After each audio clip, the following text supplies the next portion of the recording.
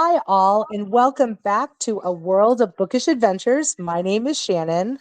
And I'm Amanda, and we are excited to share with you today's podcast. We are excited. So, before we dive into today, I just want to put a disclaimer out there to all of our listeners. I am currently sitting in a hotel room, and unfortunately, the air conditioning here sometimes can get a little loud. Now, I have turned it up, so hopefully, it won't bother us. But if for some reason you guys hear a little background noise, I apologize. There's really nowhere else for me to go at this moment. So, it kind of is what it is. So just wanted to give that little disclaimer as we get started with today. But today, I'm so excited to hear Amanda's bookish adventure to Key West to about claws. And I don't even know what this is, Amanda. So I cannot wait to hear about this adventure.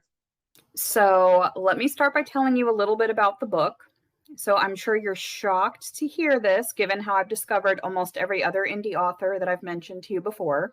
Because I'm not an ARC reader. I just happened to just come across people. I met Russell James at a con, the author.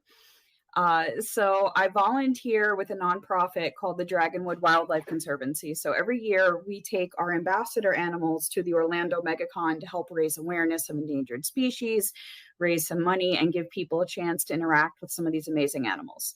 So for those of you watching on YouTube, you can see some of the pictures of me hanging out with a few of my favorite animal ambassadors. They're just chilling on me.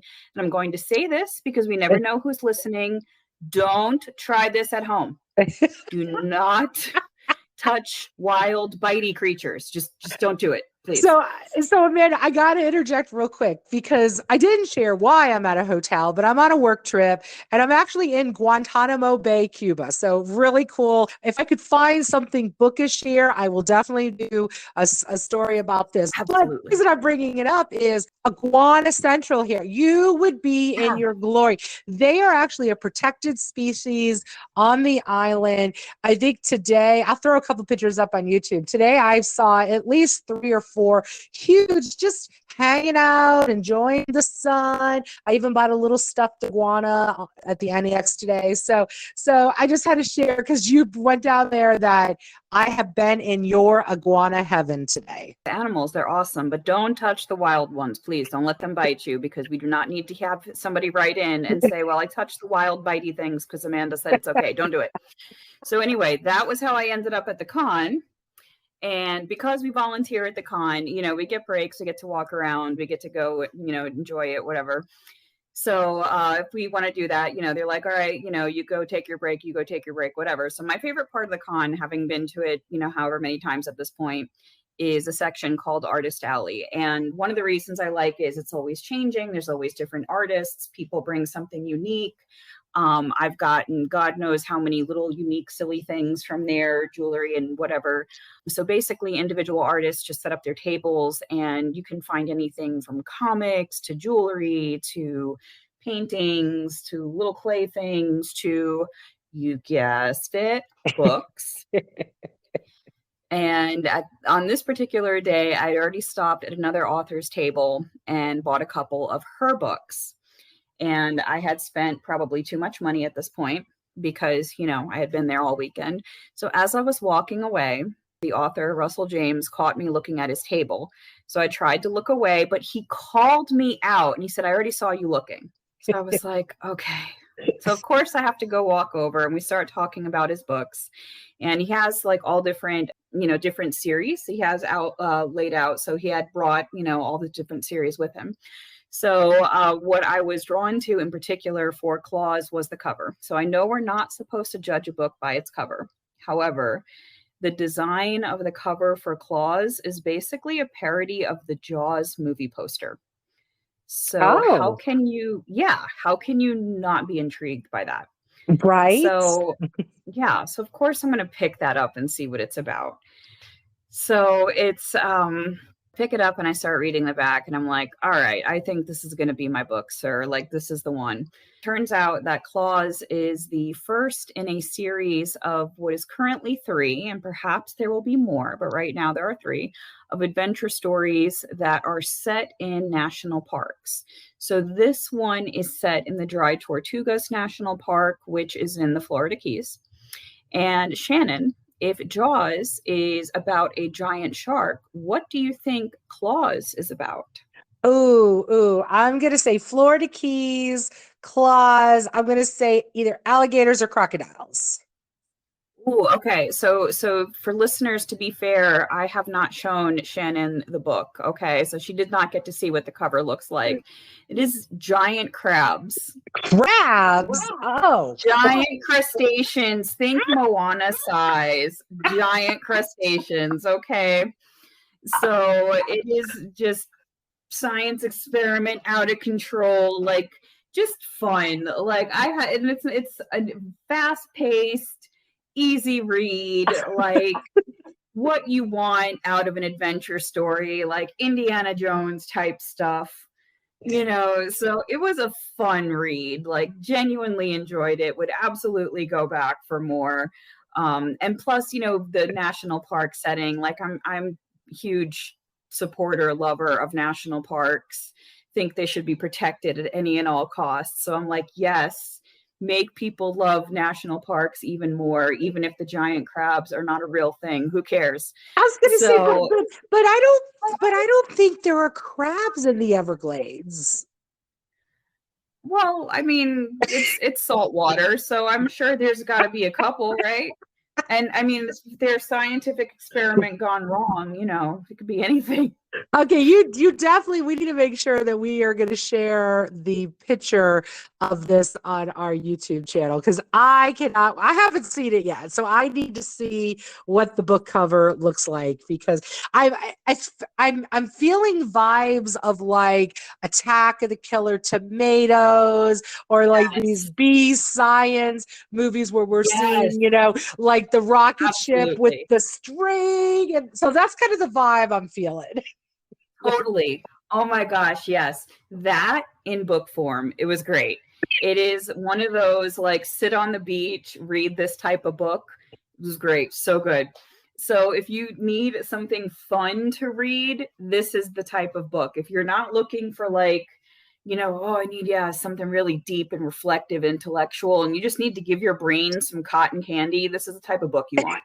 It was So awesome. so you mentioned, Amanda, that the book is a series and there's three out in the series. So are we Yes. following this killer mutant science experiment crab through different things or are there No, different what is the series? no. There's different beasts, shall we say, in different national parks. It's the same park ranger, so we follow her, but Oh. different beasts in different national parks. Okay. So now I think I'm following you. So the book is following the adventures of this park ranger as she is doing her job, and in the process of doing her job, is coming across these mutant crazy creatures. Yes. So the park ranger's name is Kathy West, and the other two are okay. So we have Claus is set in the Keys. Then the second one is the Dragons of Kilauea, which is obviously set in Hawaii. And then the third one is the Ravens of Yellowstone.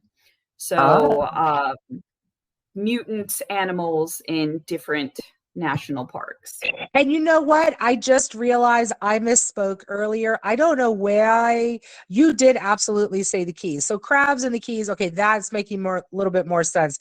For some reason, I had the Everglades in my brain, and I'm not sure why I had the Everglades. So I know Okay. I said Everglades, and that's probably why I was a little confused before was for that. But now the Keys, crab, okay, now that makes sense. Oh, definitely. So, and then just so everyone, like we had described as like, oh yeah, this is like some B movie, science fiction, whatever. Like, yes, absolutely. You should also know that all of his books on Goodreads are above a 4-star rating. So they're all like 4 point something. So, there's a smattering of people who give it 5 stars and smattering of people who give it 4 stars. So, I mean, they're enjoyable, they're fun. Well, So, they're definitely something to check out. it sounds, I mean, it just sounds like, and it's exactly what you said, Amanda. It sounds like this is just one of those fun reads. Sometimes, you want to, either maybe you're picking up a romance or you're picking up, something like this, that it's, I don't want to overly think. I don't want to keep, 5 different magic systems and 3 different lands in my brain. I just want a quick, easy afternoon read. And that sounds like this is exactly what this is. Oh, I would agree with that. I don't know if I did. I can't remember at this point. I know I did read it over the summer because that's when the con was, but I don't remember if I read it in an afternoon or 2 afternoons or whatever. But I remember thinking this was fun and it's fast paced because sometimes you just don't want to think that hard. Sometimes you just want to just enjoy and just, like turn your brain off. Like, okay, yeah, giant crabs don't exist. Who cares? Like, just enjoy it. So, but definitely, I would totally read the other two. I'm looking at, as we're saying, doing recording this right now. I'm looking at the amount of books on my shelves I haven't read yet. So it's like, how much do I want to add to it right now? But I would certainly be interested in checking them out at some point. But yeah, they were fun. The nature part of it, the being outside and not dealing with the drama of everyday life of like, they're living in the national park and being away from all the regular drama and just thinking about, what would it be like to just live in the park for a while as a park ranger? Would I be able to hack it? Probably not. But would it be nice to think about for a couple of days? Yes, absolutely. So, it's definitely something to get your mind going in a different direction. Do you know, I'm sitting here thinking, and I think one of the problems we may run into with doing this podcast, Amanda, that I don't think we thought about at the beginning is I feel like it's adding to our bucket list. Okay, we want to be tumbleweeds at the Shakespeare and Company bookstore. Now we got to be park rangers that can battle mutant animals. I mean, I feel like as we're going, our vacation days are going to get more and more packed. One of us is going to have to hurry up and win the Powerball. Right. Like, Well, I that's guess the only logical conclusion I can come to. we got to play the Powerball in order to win the Powerball. But yes, There's I that too. absolutely. And I think another important, I want to reiterate what you were sharing is I think whenever you go to a con or anything like that, it's such an amazing opportunity to meet these indie authors, to check out their books, to check out what Absolutely. they're doing.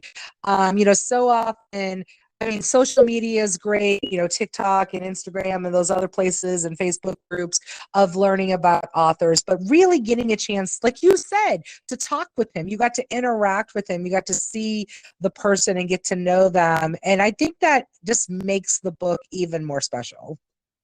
It does. It does because you get to find out like how did they come up with the idea? Even how did you come up with the cover? Like really, because clearly the other two books have a different title, a different type of thinking, and then you have claws. Like, come on. So, and then there's a little blurb in Goodreads about like, well, this part of it, we actually got the idea from Peter Benchley and whatever, if you know anything about the Jaws movie and, whatever. So it was, it is a different experience to actually get to meet the authors. So it is fun for sure. That is amazing. And it's so funny because for our listeners, Man and I go through each season and we kind of map it out. So this has been sitting on the calendar for quite a while. And I keep staring at it like, like, what is she talking about? Because we try not to overly spoil each of our presentations and each of our sharing with each other because we want to be excited and surprised too. So I've been really wondering what this clause is all about. And now I know. I deliberately kept some details to myself on purpose because I knew this was going to be just weird. So, and that's part of what makes it magical is the weird, right? It does. So, it does. So as for my real world adventure, I just to be transparent, it's been well over 20 years. I know I was a kid-ish. I was like late high school when I went to the Florida Keys. So it's been a little bit, but I do remember loving it. And to be transparent for listeners, if you're on YouTube, all of what you're seeing comes courtesy of Google Images. So for those of you who are close to my and Shannon's age, you will remember what life was like before smartphones.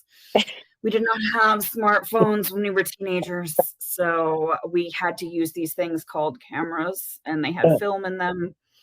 And I got to be honest with you, I have no idea where those pictures would even be. So all the pictures you're seeing are coming from Google Images. Thank you, Google, for that. Anyway, Thank you, okay, Google. so We appreciate you, Google. oh yes, And and as even though, and I will stay out again, showing our age, I'm sure, but as the phones started coming out, I'll look at pictures that I took, oh, I don't know, 10 years ago, and I'm like, that is the worst quality. I cannot believe I thought that picture was such good quality. So even the pictures we did take on our phones were never really good quality at the beginning. oh yeah, for sure. So, but anyway, so that's where some of these pictures are coming from. So I figured like, all right, what was the thing if I had to tell somebody if you're going to visit the Keys, what is the one thing you absolutely have to do? You got to go snorkeling, or go diving if you're certified. But I am not now, nor have I ever been scuba certified. So snorkeling is the best I can do, but it was still just mind-blowingly beautiful. So I do remember that my family and I we were on a charter boat. So there's these captains that will take out like groups of people. You just sign up for one of these charter boats and they take out like a dozen or so people at a time. And they will take you out. There's several barrier reefs around the islands because the islands are just like a long chain, right? Just a long chain of like, you know, little itty bitty islands. So the barrier reefs will go around the islands, and the charter boat we went on stopped in 3 different places. So they do this so you get to see the most wildlife that you can. So people who get really lucky get to see, like, will actually get to swim with sea turtles and dolphins. We did not get to swim with dolphins. We got to see them from the boat. They generally are not interested in people, so they see us coming, like people getting in the water, and they will take off. But we got to see them from the boat, which was nice. But we did get to swim with lots of other animals, which was amazing. So one of the things we were warned about ahead of time were the sharks and barracudas. They are not at all afraid of people. Remember, you are in their home. They live there. We just visit. So you have to take off, or you should take off, any jewelry or anything else shiny. And the reason for that is they could mistake it for prey. So if you think about, like, fish scales are very shiny. So if your jewelry or whatever is flashing in the sunlight and they think, oh, look, that's a fish, they're going to bite you thinking it's a fish. So Oh, you take that off for your safety. yeah. But other than seeing something shiny, they're really not interested in people. They just slowly just kind of cruise through the water and just stare. Like they're just kind of like, what is this biped doing up in my water right now? So they look menacing, but that's all they do is they just stare at you. And they are really fascinating to watch because they're just so slow moving, and they just, they just look at you. Occasionally you'll see one dart in one direction or another, grab a fish, eat it, and just go back to staring at you. So I think they like to watch us as much as we like to watch them, but they're really not interested in us, and they do keep their distance. But they also are not afraid. But so that was pretty cool. We also got to see like huge rock lobsters. Like, the only place I've seen lobsters outside of the Keys was in like a Publix like lobster tank where people are like, okay, I'm going to eat this. No, you got to think like 2 or 3 times that size. They were just gigantic and far more colors than just like that brown. They were like stripy, sort of. Several species of jellyfish. So all kinds of sizes, different colors. My favorite ones were like I think they're, if I remember correctly, they're called moon jellies. They're like almost like a flat dish looking, and they have like little patterns on them. They're very pretty, actually. So lots of jellyfish, rays, skates, these huge, massive tarpon that had to be around 6 feet long. And out of curiosity, I was like, am I misremembering? No, apparently, like the biggest one on record is about 8 feet long. So probably the ones we saw were about 6 feet. And eels just poking out of holes in the rocks. And they're also not afraid of you. They'll hang out of the rock and they'll do eel things with their mouth, and they look scary. They're not going to bite either, but they look scary.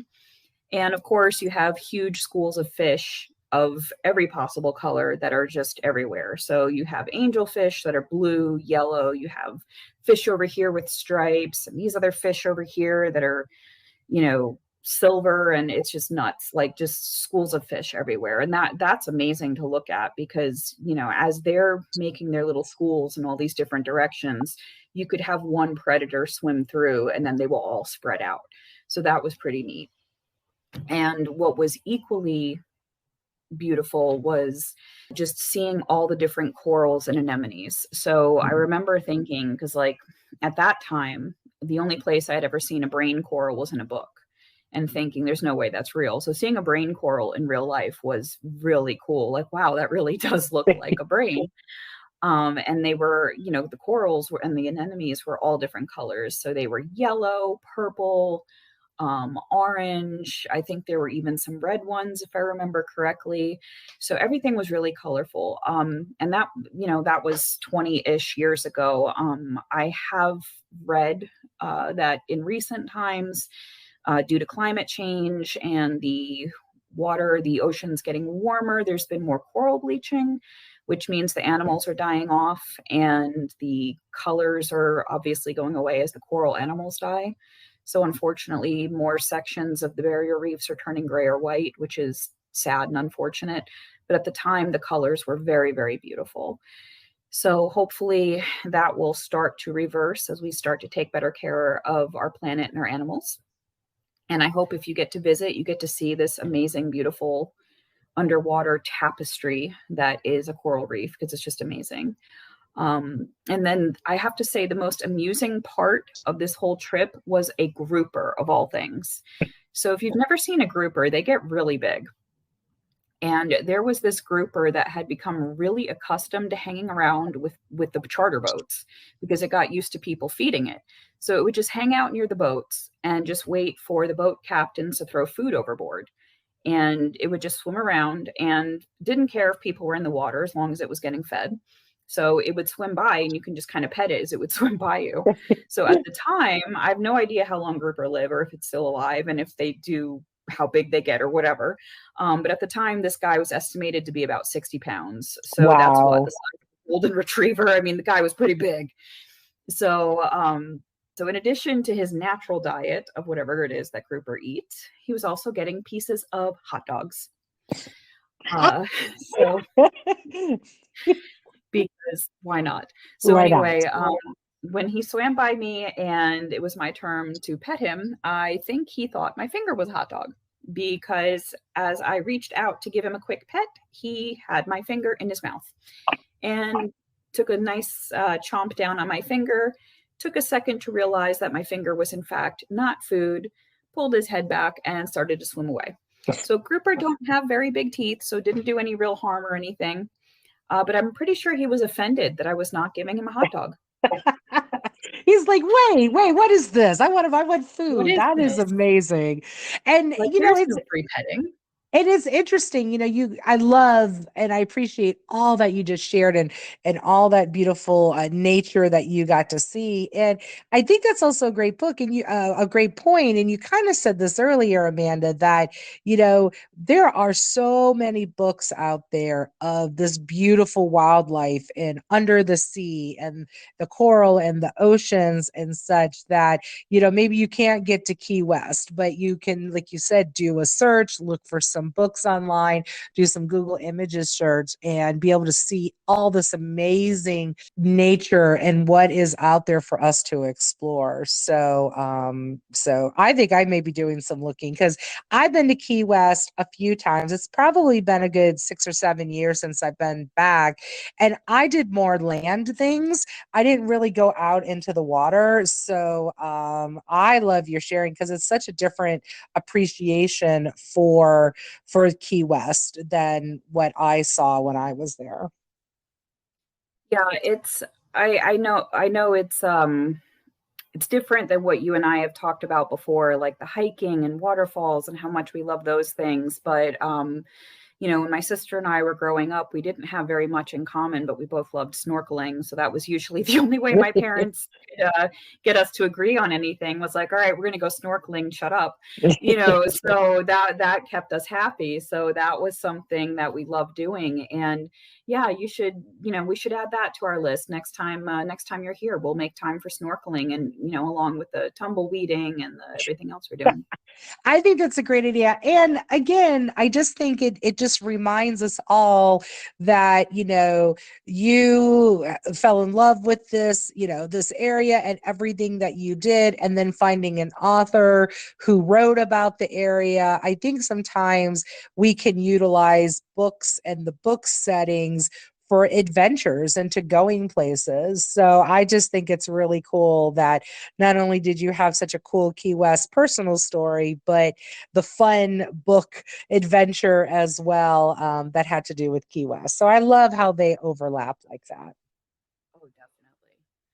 All right. So, why don't you tell us about our next podcast? So next week we are going to have a little bit of a change. We did have our author spotlight that we have been promoting. Unfortunately, due to events beyond everybody's control, we were not able to have her on our podcast.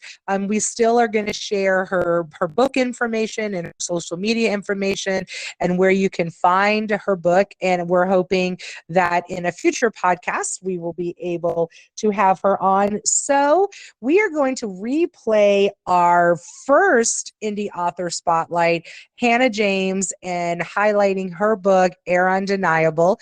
Hannah was amazing and was part of our first spotlight that we did when we first started in September. And we have a lot more followers on TikTok and a lot more followers on YouTube now and on Spotify. So we just thought it would be nice to replay her podcast and get to know her a little bit more now that we have more followers, because she's amazing and you definitely need to check out her book.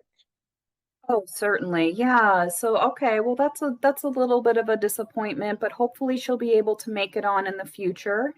And absolutely, our listeners, I'm sure, will love Hannah James. And she was our brave trailblazer, and we should definitely give her a chance to meet our listeners again. Okay. Well, that's exciting for her.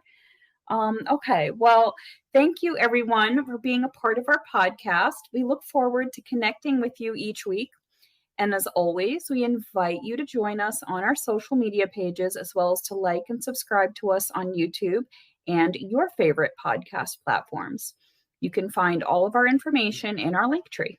And as always, thank you for those of you that are starting. We're starting to get those stories and those author recommendations in on our link tree. And we definitely want to keep hearing from you. So send us a message on Linktree or email us directly at awobapodcast@gmail.com for a chance to have your adventures shared on a future podcast. Until next time, read more books. And then go explore. Bye. Bye, everybody.